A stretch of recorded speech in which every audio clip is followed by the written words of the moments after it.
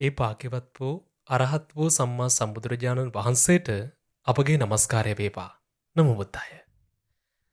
තරුණ ජීවිතය කියන්නේ අපේ ජීවිතයේ ගොඩක් ලස්සන කාලයක්. ගොඩක් දෙනා මතක් කරන්න කතා බහ කරන්න ජීවිතයේ වයසට ගියත් කැමති කාලයක් තමයි තරුණ කාලේ. නමුත් අපි ජීවිතේ වැරදි දේවල් කරගත්තොතින් වයසට ගියාට පස්සෙත් ජීවිතේ මැදි වයසට ගියාට පස්සෙත් තරුණ කාලේ ගැන දුක්මුසු මතකයන් පමණක් ඉතිරි වේවි. එහෙම නොවෙන්න ජීවිතය ගැන දෙලොවම යහපත ගැන හිතලා අපි මේ කාල සීමාවේ යහපත් දේවල් කරගත්තොත් අපිට යහපත් අනාගතයක් උරුම වෙනවා. ජීවිතේ හරි පාර ඉස්සරහට යන්න පුළුවන් වෙනවා. ඉතින් මේ විදිහට හරි විදිහට ජීවිතය හදාගන්න. ජීවිතය ලස්සන කරගන්න. ඔබට අවශ්‍ය කරන මාර්ගය තමයි යොවුන් දහම් වැඩසටහනින් අපි හැමදාමත් කියලා දෙන්නේ. අද දවසේදීත් පින්වන්ත මහා සංඝරත්නය අපට කරුණාවෙන් වැඩම කළා ශ්‍රද්ධා රූපවාහිනී මැදිරියට වැඩම කොට වදාළ අපේ පින්වත් ස්වාමින් වහන්සේ පළමු කොට අපි බොහොම ගෞරවයෙන් নমස්කාර පූර්වකව පිළිගනිමු. සාදු සාදු සාදු. පින්වත් ඔබ දන්නවා යොවුන් දහම් වැඩසටහන හැමදාමත් ශ්‍රද්ධා රූපවාහිනිය ඔස්සේ වගේම ලක්විරු ගුවන්විදුලිය ඔස්සේ ශ්‍රද්ධා අන්තර්ජාල අවකාශය ඔස්සේ විකාශනය වෙනවා. ඉතින් මොකද මේ සමාජ මාධ්‍යවලනේ ගොඩක් දෙනා ඉන්නේ. ඉතින් අපි ආරාධනා කරනවා සමාජ මාධ්‍යවල දවසේ පැය 23ක්ම ගත කරත් කමක් නැහැ. පැය 24න් වැඩි ප්‍රමාණයක් ගත කරත් කමක් නැහැ. අපි ආරාධනා කරනවා එකතු වෙන්න. අද මේ පැය දෙක අපිත් එක්ක රැඳෙන්න බලාගෙන ඉන්න වැඩසටහන ජීවිතේ ගොඩක් දේවල් එකතු කරගන්න අවස්ථාව ලැබෙනවා. ඒ වගේම තමයි ඉතින් අපි මතක් කරනවා මේ තවත් කෙනෙක්ට ඔබේ වගේම ඔබේ වයසේ ඉන්න ඔබේ සමාජාල මාධ්‍යවල සමාජිකයන්ට ඔබේ මිතුරන්ට මේ වැඩසටහන නරඹන්න අවස්ථාවක් ලබා දෙන්න පුළුවන්. ඔවුන්ත් හරි පාරේ යන්න ඔබට උපකාරයක් කරන්න පුළුවන්. ඉතින් ඒ තමයි මේ වැඩසටහන ෂෙයා කරලා ඒ වගේම වොච් පාටි වගේ ඔප්ෂන් එකක් පාවිච්චි කරලා ඔබට පුළුවන් මේ වැඩසටහන තවත් අයට නරඹන්න අවස්ථාවක් හදලා දෙන්න.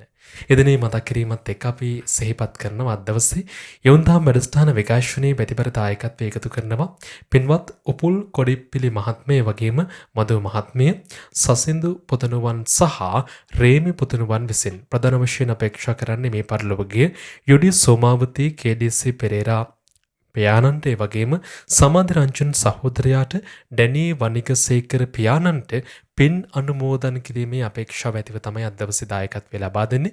පින්වන්ත ඔබට මේ අවස්ථාව මේ විදිහටම ලබා ගන්න පුළුවන්. ඉදිරි දිනක දායකත්වය ලබා දෙන්න. ඒ ගැන විස්තර දැනගන්න කතා කරන්න මේ දුරකථන අංකයට 071 232 88 87ට 071 232 88 87ට. එසේනම් අපි පින්වත් ස්වාමින් වහන්සේට බොහොම ගෞරවයෙන් নমස්කාර පූර්වකව ආරාධනා කරමු. අපේ ජීවිතයට නොවරදින මඟ කියන්න අවසරයි පින්වත් ස්වාමින් වහන්සේ. සාදු සාදු සාදු. නමෝ බුද්ධාය. පළමුවෙන් අපි තෙරුවන් සරණ යමු. මාත් සමගම කියන්න.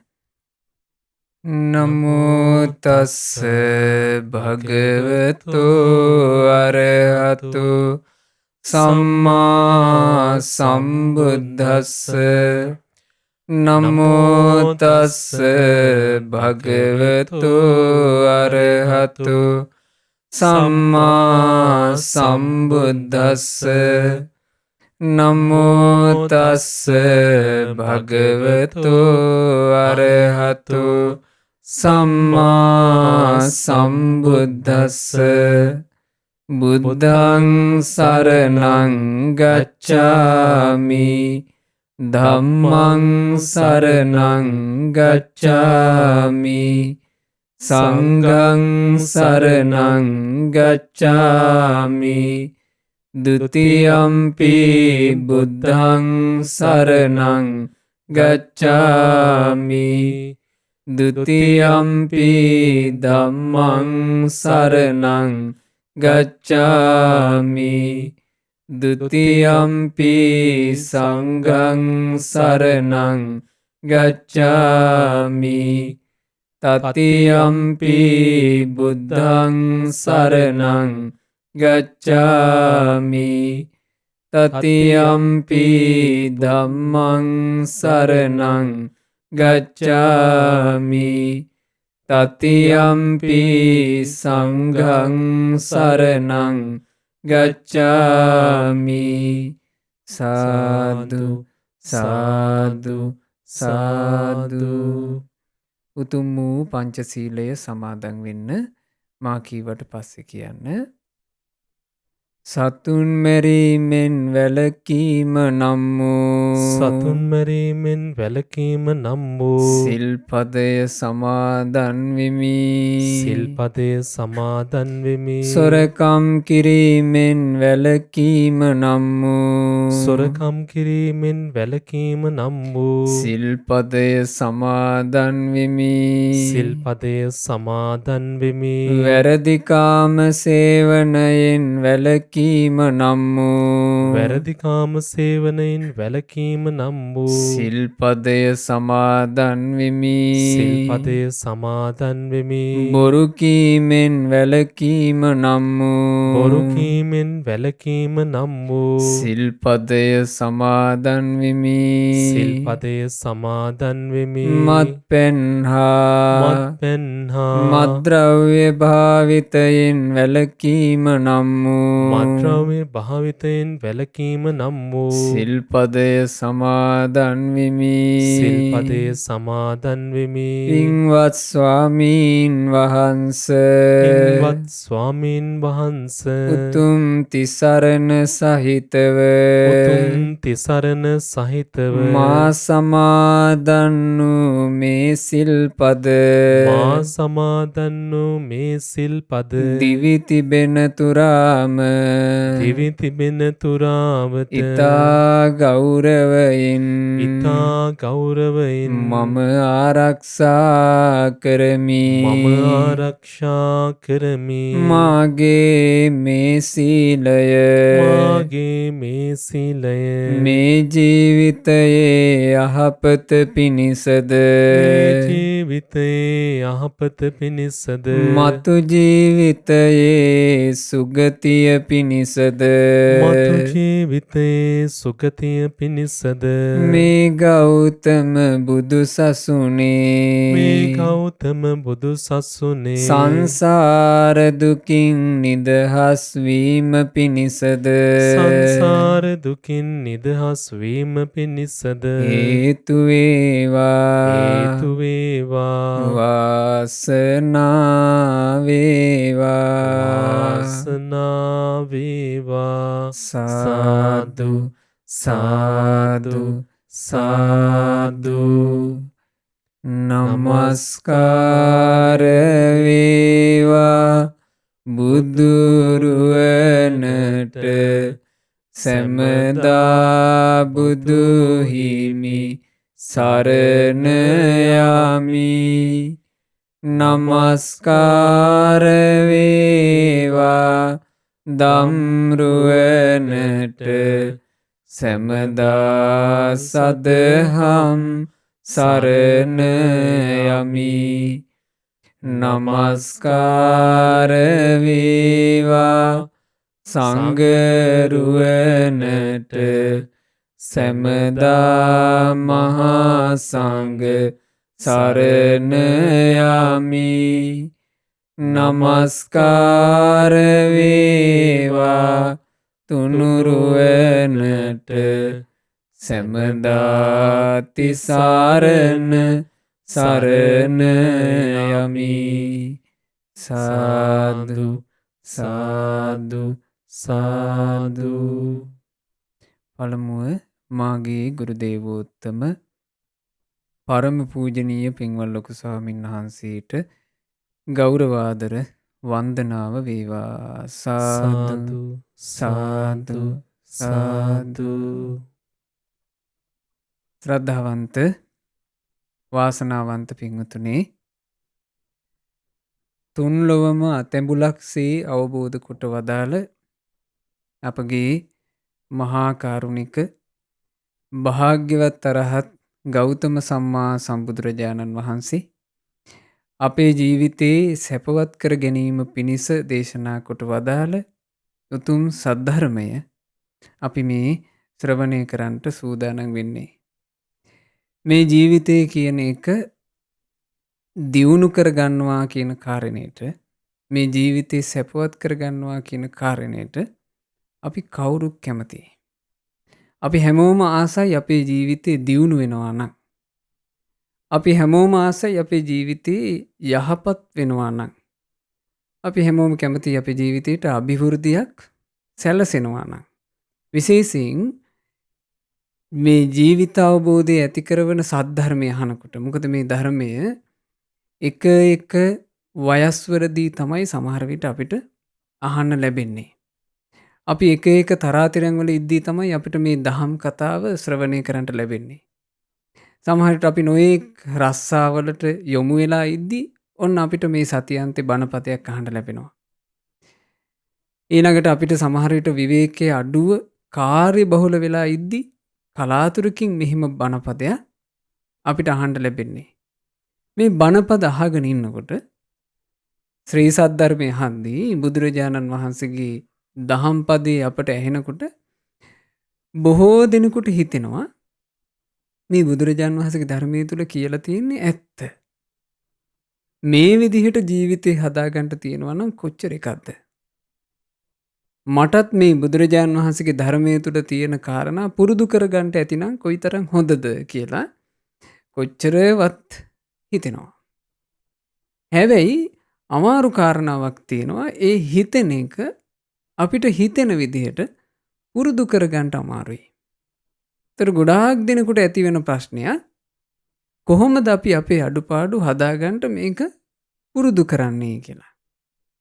ඒ පුරුදු කිරීම කියන එක මේ ධර්මයේ හැසිරීම කියන එක ගැන බුදුරජාණන් වහන්සේ දේශනා කළා නතං මාතා පිතා කෛරා. මේ තමන්ගේ ජීවිතේ හදාගන්නට මේ තමන්ගේ ජීවිතේ යහපතට පමුණවා ගන්නට එහෙම නැත්නම් තමන්ගේ ජීවිතේ ධර්මයේ හැසිරෙන්න. ඒ ධර්මයේ හැසිරීම කියන කාරණේ මේක අම්මා කරලා දෙන්නේ නැහැ කිව්වා. මේක තමුන්ගේ තාත්තා කරලා දෙන්නෙත් නැහැ කිව්වා. අඤ්ඤේ වාපිච්ච ඥාතකා වෙන ඥාතියෙක් වෙන හිතවතෙක් මේ කරලා දෙන්නේ නැහැ.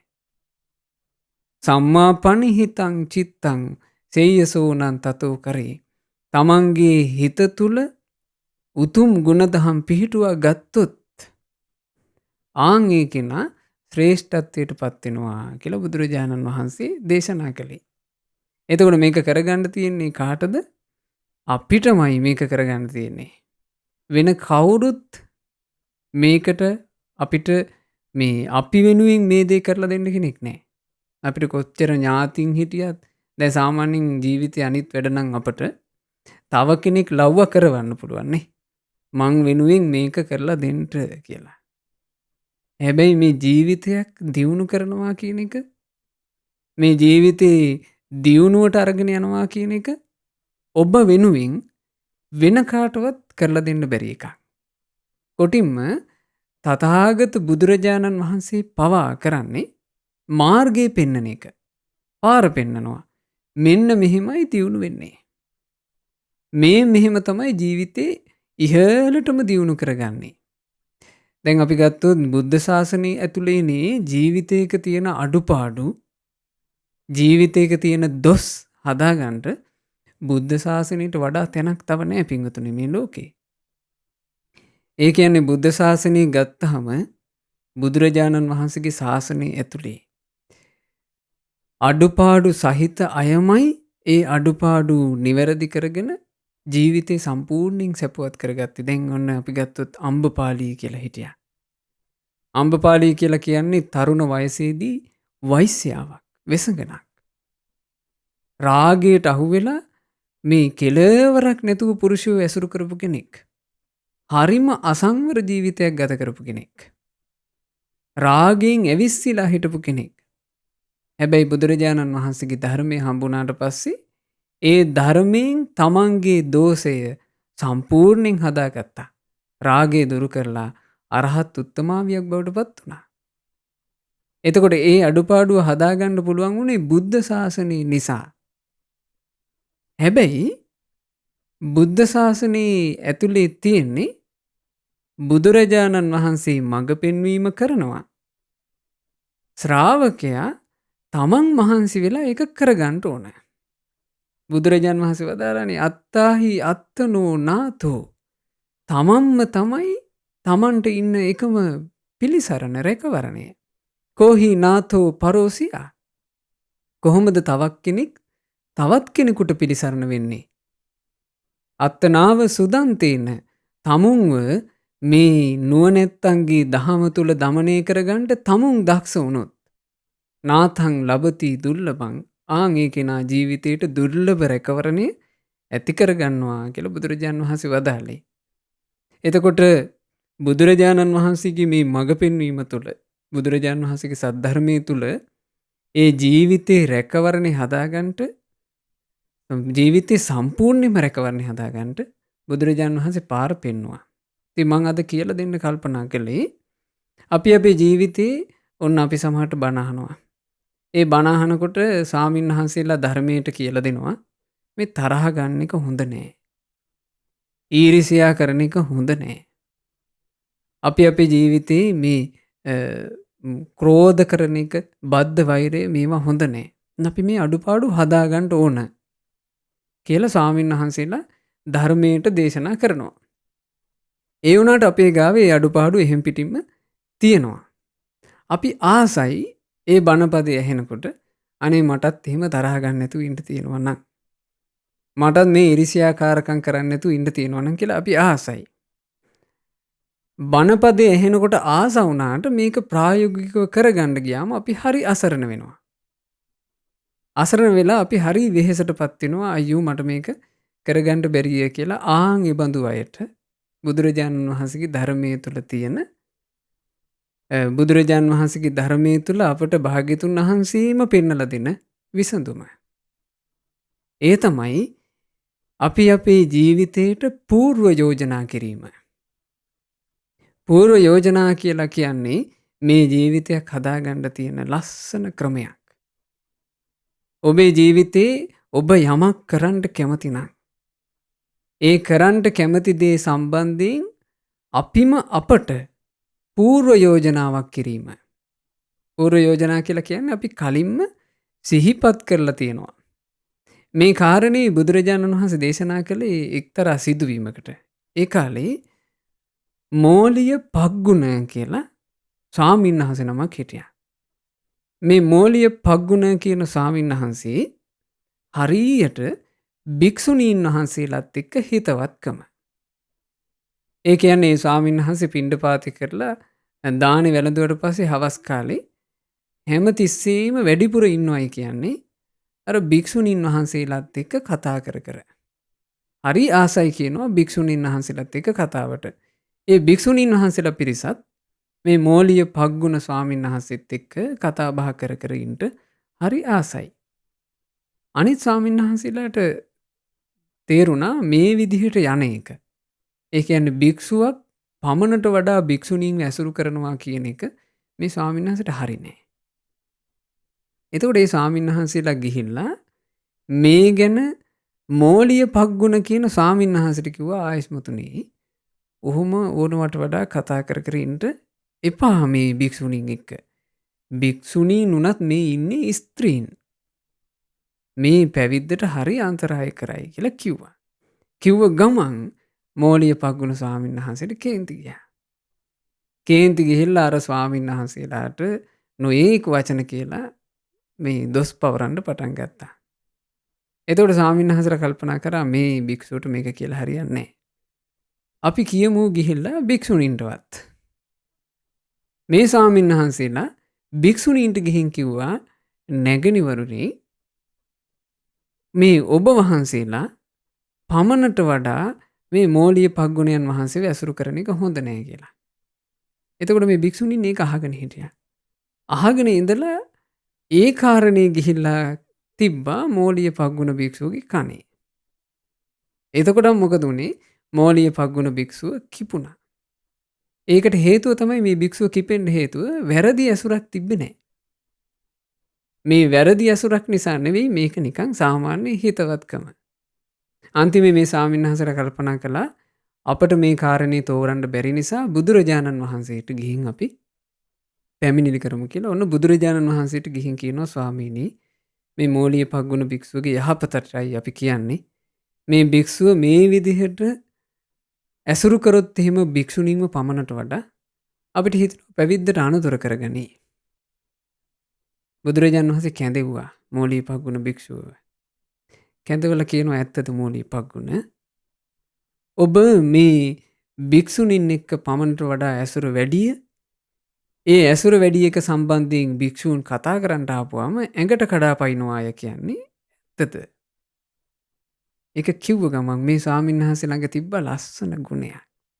ඒ තමයි කපටි නැතිකම, වංචනික නැතිකම, අවංකකම, තමන්ගේ අඩුපාඩුව හදාගන්න කැමති බව. ඒ නිසා කිව්වා අනේ ස්වාමීනි එහෙමයි. පිළිගත්තා. දැන් මේක බුද්ධ ශාසනය තුලේ අපි දියුණුවක් කරා යන්න කැමති නම් සාමාන්‍ය ජීවිතේ වුණත් පින්වතුනි අපි දියුණුවක් කරා යන්න කැමති නම් අපි අපේ දෝෂේ අඳුන ගන්න එපෑනේ. අපි අපේ අඩුපාඩු අඳුනගත්තොත් තමයි අපිට ඒක හදාගන්න පුළුවන් වෙන්නේ. අපි හිතමු අපේ කොණ්ඩේ ඇවිස්සීලා තියෙනවා. ඇවිස්සිච්ච කොණ්ඩේ අපි කණ්ණාඩියෙන් බලලා දකින්න ඕන මගේ කොණ්ඩේ ඇවිස්සීලා. එතකොට නේද අපි ඒක ආයේ පීරලා හදාගන්නේ. අපේ ඇඳුමේ කිලිටක් ගෑවිලා. ඒ කිලුට ගෑවුනාට පස්සේ අපි කිලුට දකින්න ඕන මේ කිලුට ගෑවිලා. කිලුට ගෑවිලා කියලා දැකපු කෙනා පිරිසිදුවට ඉන්නත් කැමති නම් ආන්‍යයා පටන් ගන්නවා මේක හොදන්න. ඒ වගේ Tamanට උවමනාවක් තියෙන්න ඕන. තමන්ගේ අඩුපාඩුව තමන්ගේ දෝෂය හදාගෙන පොඩ්ඩි කාලෙනේ අපිට ජීවත් වෙන්න තියෙන්නේ නේ. පොඩ්ඩක් හිතලා බලන්න මේ ලෝකේ අපිට කොච්චර අතුරුාන්තරාද කියලා. කොච්චර අනතුරුද මේ ලෝකේ. බොහෝ මේ දහම් දේශනාව මේ වැඩසටහන බොහෝ තරුණ පිරිසක් නරඹනවා. එතකොට අපි තරුණ වයසේ ඉන්නකොට අපිට සමහර විට මේ ජීවිතය ගැන අපිට තියෙන්නේ බොහොම මේ සැහැල්ලු අදහස්. අපිට මතකයක් නැහැ අපේ ජීවිතේට එන්න තියෙන අනතුරු. මතක නැද්ද මතක තියනවාද කියන කතාව මේ ජීවිතේට අදාළ නැහැ. අනතුරු එන වෙලාවට අනතුරු පැමිණෙනවා. පාරක තොටක යනකොට අපට අනතුරු වෙන්න පුළුවන්. ශරීරයේ ඇතුලේ ලෙඩක් දුකකින් අපට අනතුරු වෙන්න පුළුවන්. ඒ අනතුරක් ආවට පස්සේ මේ ජීවිතය අහිමි වුණොත් මෙතනින් පණ ටික අහිමි වෙද්දී අපි තනියම යන්නේ පෑ වෙන ලෝකයකට. එතකොට මේ ජීවිතේ අහිමි වෙන්න කලින් තමයි අපිට මේ අඩුපාඩු හදාගන්න පුළුවන් ධර්මයේ මුණ ගැහිලා තියෙන්නේ.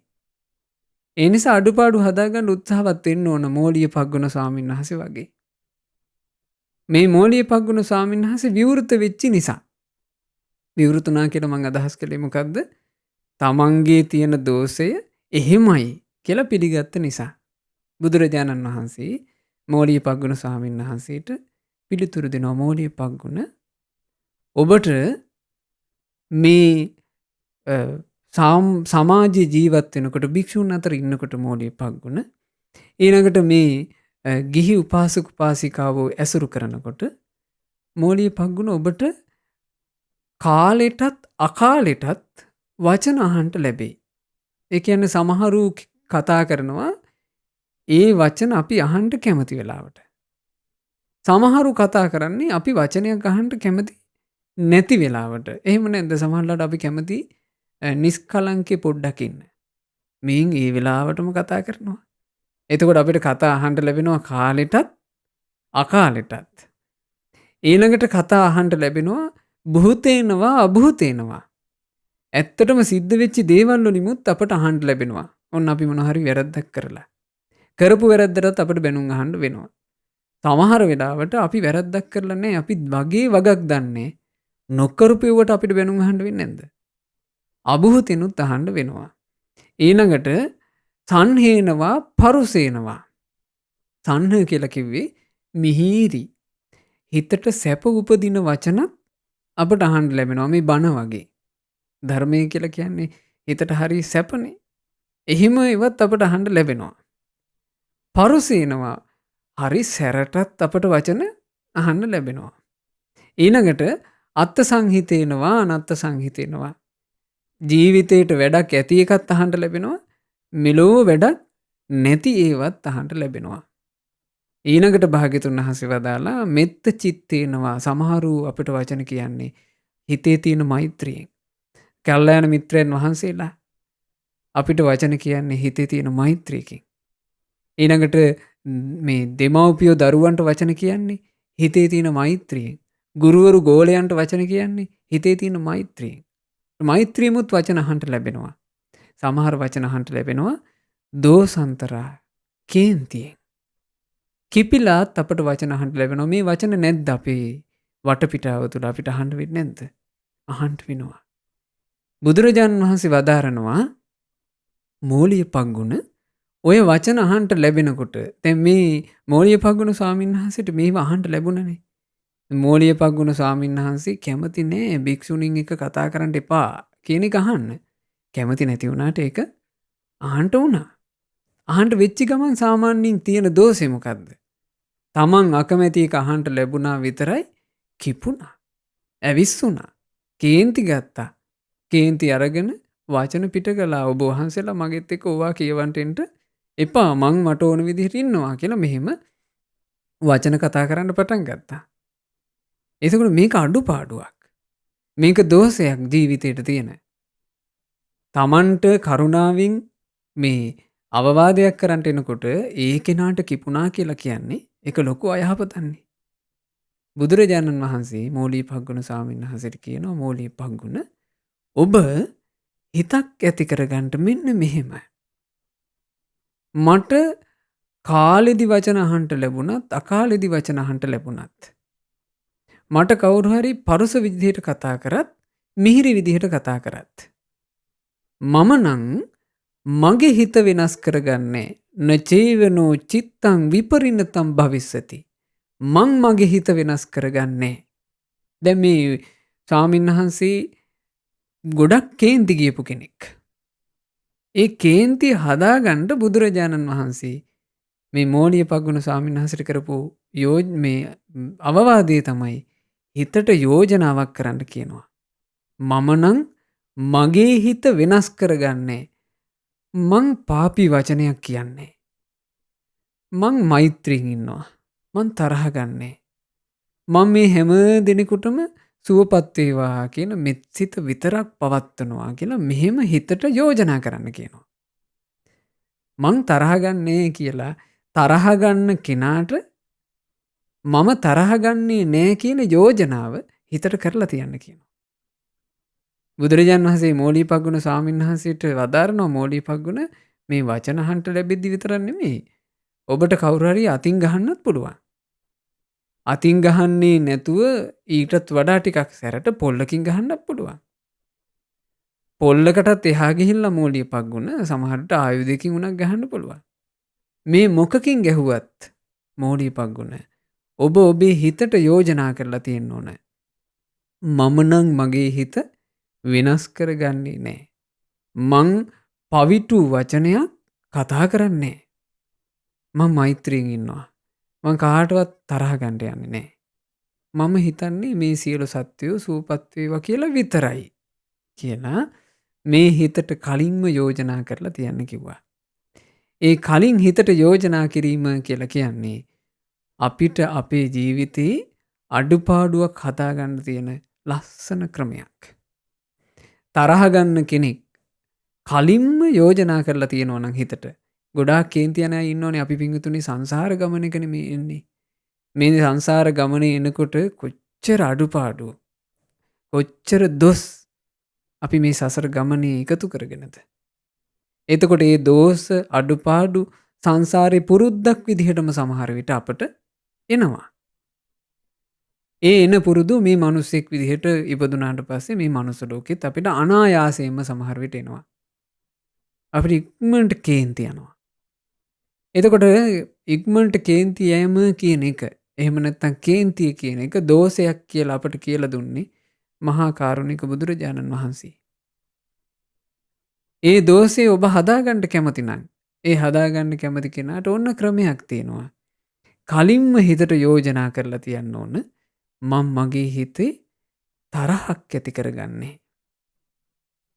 අපි හිතමු අපි ඔය ආයතනයක වගේ වැඩ කරනවා නම් ඒ ආයතනයක වගේ රැකියා කරනකොට එකම කෙනෙක් ගැන අපේ හිත නිතර නිතර ගැටෙනවා.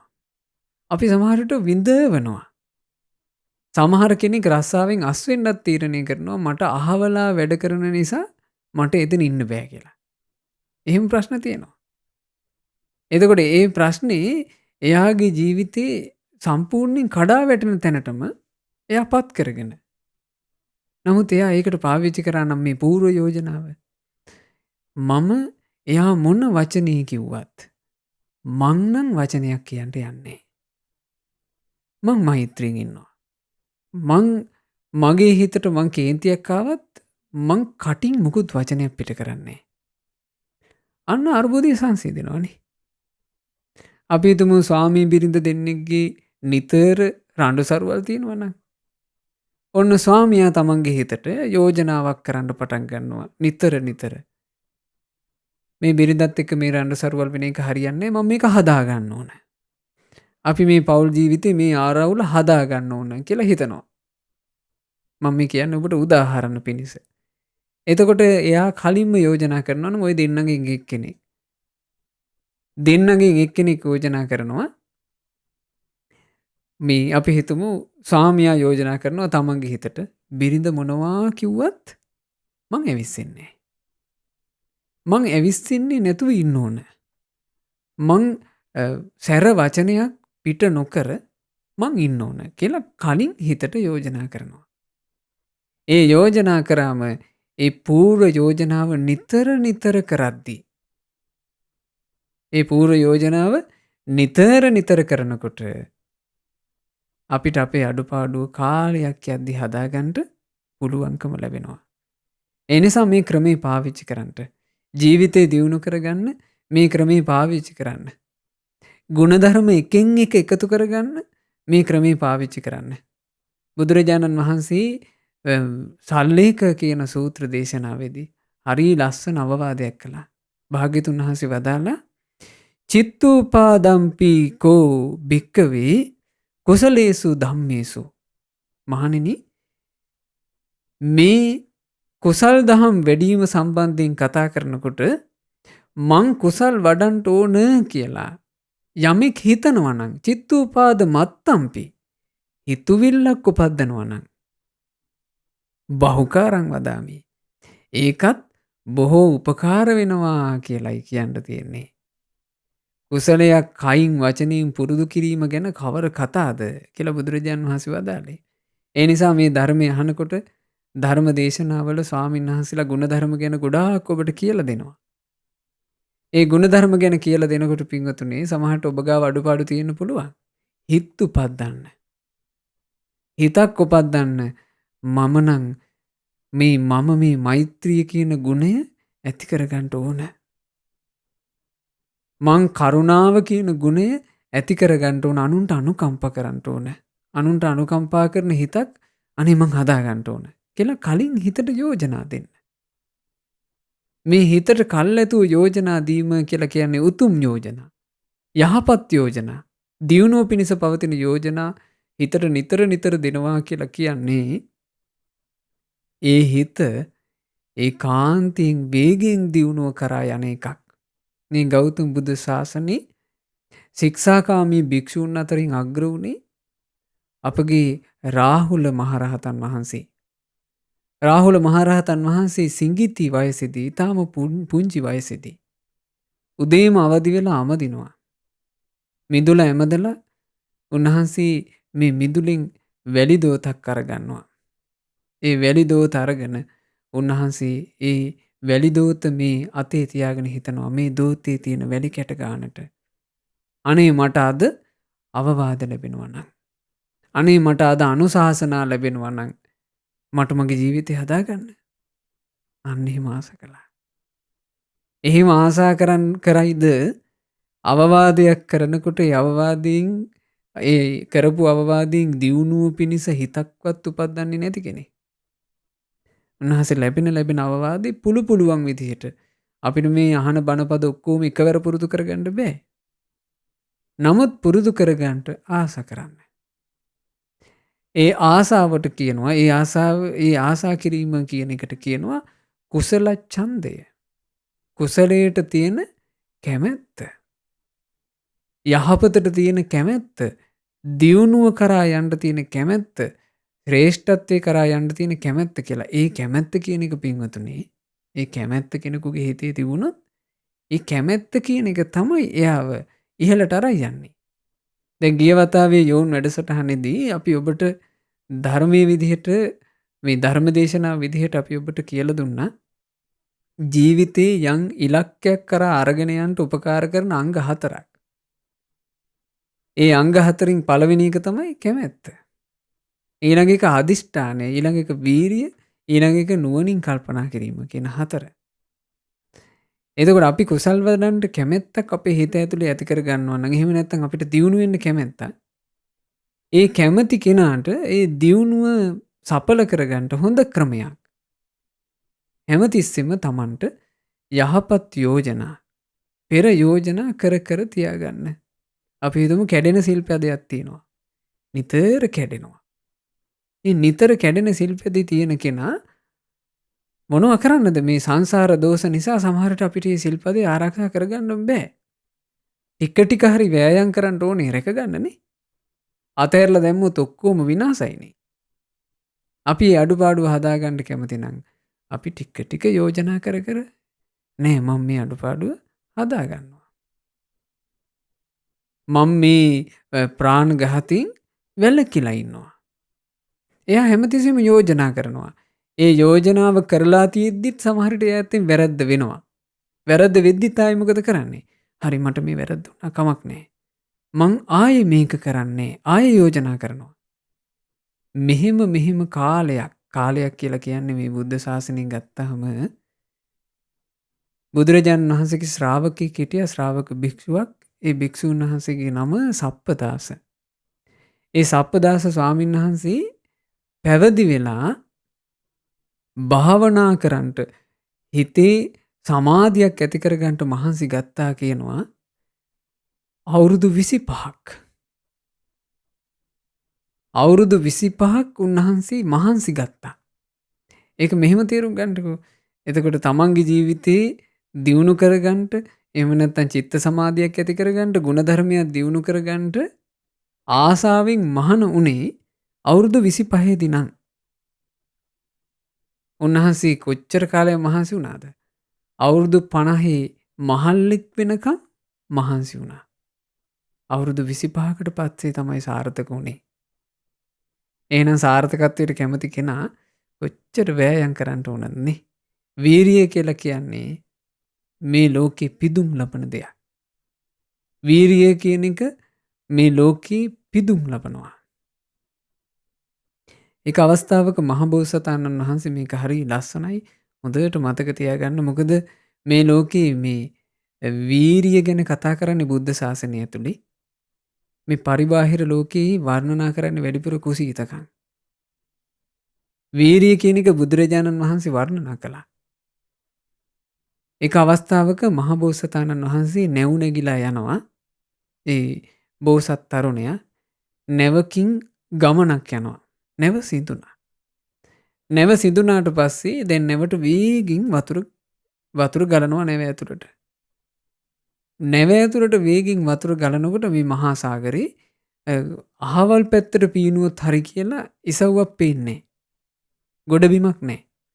මිනිස්සු ඔක්කොම තමන්ගේ වීරිය අත්හැරියා. අපි ඉතින් දැන් කපෝති තමයි කියලා හිත අතහැරියා. වීරිය අතහැරියා. මහබෝසතාණන් වහන්සේ කල්පනා කළා මං අන්තිම තප්පරේ අන්තිම මොහොතේ එනකම්ම වීරිය කරනවා. වීරිය නම් අතහරින්නේ නැහැ කියලා හිතලා මහබෝසතාණන් වහන්සේ පීනන්ට පටන් ගත්ත මහා සාගරේ. දැන් තරුණයා මේ වීර තරුණයා වතුර මැද පීනගෙන යනවා. මේ පරක් තෙරක් පේන්නේ නැති සාගරේ ඔහු පීනනවා. නැව ගිලුණා ඔක්කොමල විනාශ වුණා. 7 දවසක් පීනනකොට බලන්න එතකොට මේ පීනන්න පටන් ගත්ත එක මේ මහා සයුරේ දවස් 7ක් පීනුවා. 7 දවසක් පීනනකොට සමුද්‍ර දේවතාවා. සමුද්‍ර දේවතාවා කියලා කිව්වේ මුහුදට අරක් ගත්ත දෙවියා. මේ දෙවියා දැක්කා මේ නැවක් අනතුරටපත් වුණා. නැවේ හිටපු හැමෝම මරණයටපත් වුණා. එක තරුණයෙක් විතරක්. ඔහු පීනනවා. හැබැයි පීනුවාට මේ පීනිල්ලෙන් ගොඩබිමකට නම් ලං වෙන්න බෑ. මොකද ඒ තරම්ම දුරක් පීනන්න තියෙනවා. මේ සමුද්‍ර දේවතාවා අර බෝසත් තරුණයා පිහිනන තැන අහසි මතු වුණා කියනවා. මතුවෙලා කියනවා මොකක් දැනගෙනද ඔබ මේ පීනන්නේ කියලා ඇහුවා. මොකක් දැනගෙනද ඔබ මේ පීනන්නේ? ඔබ හිතනවාද ඔබට ගොඩබිමකට යා ගන්න පුළුවන් කියලා? මේ පරක් තිරක් නැති මුහුද කිව්වා. එතකොට බෝසතාණන් වහන්සේ කියනවා මම මේ පීනන්න පටන් ගත්තේ මං වීරියවන්තයෙක් නිසා. වීරියවන්තයෙක් වන මම මේ වීරියට නිගාවක් නොවේවා කියන අදහසින් තමයි කිව්ව පීනන්න පටන් ගත්තේ. ඇයි වීරියවන්තයෙකුත් වීරිය කරන්නේ නැතුව අතහැරලා දැම්මොත් එහෙම දැන් මේ මුහුද මැද මං ඔහේ මැරෙනවා කියලා. ඒක වීරියට කරන නිගාවක්. ඒ හින්දා තමයි කිව්ව මම මේ පීනන්න පටන් ගත්තේ.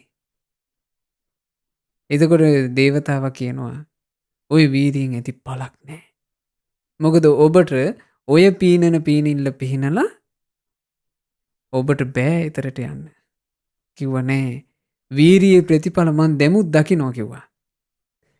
ඒ වීරියේ ප්‍රතිඵලය තමයි කිව්වා මට ඔහේව දැක ගන්නට ලැබුණේ මගේ වීරිය නිසා කිව්වා. මේ නැව සිඳුනට පස්සේ නැවේ සිදෙද්දී නැවේ හිටපු එක මිනිසෙක්වත් සමුද්‍ර දේවතාවා ඔහේව දැක්කේ නෑ කිව්වා. නමුත් මං දවස් 7ක් පීනපු නිසා මං ඔහේව දකින්නවා.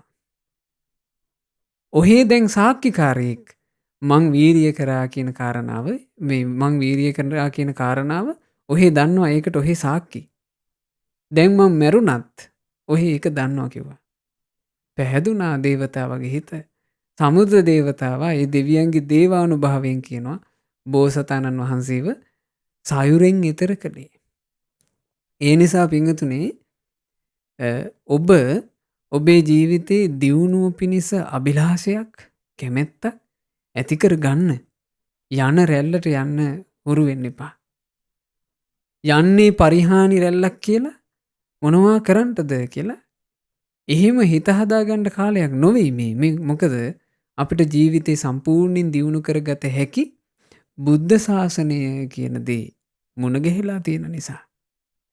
බුදුරජාණන් වහන්සේ කියලා කියන්නේ මේ ජීවිතේ පරිපූර්ණ වශයෙන්ම දියුණු කරගන්න හැටි. පරිපූර්ණ වශයෙන්ම දියුණු කරගන්න හැටි අවබෝධයෙන්ම දේශනා කරපු උත්තමයන් වහන්සේ. කොයි තරම්නම් උත්තමයන් වහන්සේලා මේ ගෞතම සාසනය තුල ඒ ධර්මය අහලා ඒ ධර්මයට අනුව හික්මිලා තමන්ගේ ජීවිතේ පරිපූර්ණ සැපයට පත් කරගත්තද? ඒ සඳහා සාක්ෂි විදිහට කොයිතරම් උතුම් මහරහත් පරපුරක් අපේ ශාසන ඉතිහාසයේ ඉන්නවද? මේ සම්බුද්ධ ශාසනය තුල ජය ලැබූ උත්තමයෝ. හැබැයි මේ ජය ලබන්න පුළුවන්කම තියෙන්නේ කුසල් වඩන්ට කැමැත්තක් තියන අයට. දියුණු වෙන්න කැමැත්තක් තියන අයට. ඒ සඳහා වීරිය කරන අයට මිසක් ඉබේ මේකේ යන්නේ නැහැ. ඒ නිසා හැමෝම මේකේ සාර්ථක ප්‍රතිඵල ලැබුවේ නැහැ. දවසක් බුදුරජාණන් වහන්සේ ළඟට එක බමුණෙක් එනවා. ඒ බමුණ ඇවිල්ලා බුදුරජාණන් වහන්සේට කියනවා ස්වාමීනි දැන් ඔබ වහන්සේ ජීවිතේ පරිපූර්ණ සැපය කියලා එකක් පනවනවා නිවන කියලා එකක්. ස්වාමීනි ඇත්තටම මේ ලෝකේ නිවනක් තියනවාද කියලා ඇහුවා. බුදුරජාණන් වහන්සේ බොහෝම පැහැදිලිව දේශනා කළා බ්‍රාහමණ මේ ලෝකේ පරිපූර්ණ සැපයක් නිවනක් කියලා එකක් තියෙනවා කිව්වා. එතකොට මේ බ්‍රාහමණය අහනවා ස්වාමීනි හරි දැන් නිවනක් තියෙනවා. දැන් ඒ නිවනට යන්ට කියලා ස්වාමීනි පැහැදිලි පාරක් තියෙනවද? කිව්ව බ්‍රාහමණය නිවනට යාම පිණිස පැහැදිලි මාවතක් තියෙනවා. ආර්ය අෂ්ටාංගික මාර්ගය. පැහැදිලි පාරක් තියෙනවා කිව්වා. ඒ ආර්ය අෂ්ටාංගික මාර්ගය නම් වූ පැහැදිලි වැඩපිළිවෙල කියලා දෙන්න තථාගත අරහත් සම්මා සම්බුදුරජාණන් වහන්සේ වන මම ඉන්නවා කිව්වා. එතකොට අර බ්‍රාහමණය අහනවා ස්වාමීනි එහෙනම් ඉතින් ඔබ වහන්සේගෙන් අවවාද ලබන හැමෝම නිවනටම යනවා ඇති කිව්වා. බුදුරජාණන් වහන්සේ වදාළා නෑ බ්‍රාහමණ. හැමෝම යන්නේ. කොටසක් නිවනට යනවා. කොටසක් නිවනට යන්නේ නැහැ කිව්වා. එතකොට මේ බ්‍රාහමණයා කියනවා ස්වාමීනි ඒක පුදුම කතාවක් නේ. ඔබ වහන්සේ දේශනා කළා නිවනක් කියලා තැනකුත් ඇත්තටම තියෙනවා. ඒ නිවනට යන්ට පැහැදිලි මාවතකුත් තියෙනවා. පාර කියලා දෙන්න කෙනෙකුත් ඉන්නවා. එහෙව් එකේ ස්වාමීනි කොටසක් යන්ටත් කොටසක් නොයන්ටත් හේතුව මොකක්ද? බුදුරජාණන් වහන්සේ වදාළ බ්‍රාහ්මණ මම මේක ඔහේටම තේරෙන්න ඔහෙකින් අහන්න. ඔහේට පුළුවන්ද කියලා ඇහුවා. පැහැදිලිව රජගහ නුවර ඉඳලා සැවැත් නුවරට පාර කියන්ට. කිව්වා ස්වාමීනි මම ඉතින් මේ සැවැත් නුවර රජගහ නුවර අතර ඕන තරම් ආගියපු කෙනෙක්. මට පුළුවන් කිව්වා පාර කියන්න. එතකොට බ්‍රාහ්මණ ඇත්තටම සැවැත් නුවර කියලා එකක් තියෙනවද? ස්වාමීනි සැවැත් නුවර කියලා ඇත්තටම තියෙනවනේ. බ්‍රාහ්මණ ඇත්තටම සැවැත් නුවරට යන්න මාවත කියලා එකකුත් තියෙනවද? ස්වාමීනි ඇත්තටම සැවැත් නුවරට යන්න පැහැදිලි මාවත පැහැදිලි පාරක් තියෙනවනේ. හරි බ්‍රාහ්මණ. දැන් මෙහෙම වුණා. ඔන්න එක මිනිස්සෙක් ඇවිල්ලා ඔබෙන් අහනවා පින්වත කොහොමද මං සැවැත් නුවරට යන්නේ? එතකොට ඔබ පාර කියනවා ඔබ මෙහෙම යන්න මෙහෙම ගියාම මේ දෙමන් හන්දියක් හම්බ වෙයි. එතනින් දකුණට හැරෙන්න වමට හැරෙන්න එපා. වමට හැරුණොත් වැරදි පාර. එහෙම යනකොට මෙහෙම තැනක් හම්බෙයි පාලමක්. ඒ පාලමින් එතරට යන්න මෙහෙම කියලා පාර කියනවා. ඒ පාර කිව්වට පස්සේ ඒ මිනිසයා කියපු පාරේම ටික හරි කියපු පාරේම යනවා. එතකොට බ්‍රාහ්මණ ඒ මිනිසයා සැවැත් නුවරට යයිද නැද්ද? ස්වාමීනි මේ මිනිසයා සැවැත් නුවරට යනවා කිව්වා. ටික හරි සැවැත් නුවරට තමයි කිව්වා මේ මිනිසයා යන්නේ. හරි බ්‍රාහ්මණ දැන් ඔබෙන් සැවැත් නුවරට යන්න කැමති. සැවැත් නුවර දැක ගන්නට ආස කෙනෙක් ඇවිල්ලා ඔබෙන් අහනවා පින්වත්ත මට සැවැත් නුවරට යා ගන්න ඕන පාර කියන්න. ඉතින් ඔබ පාර කියනවා.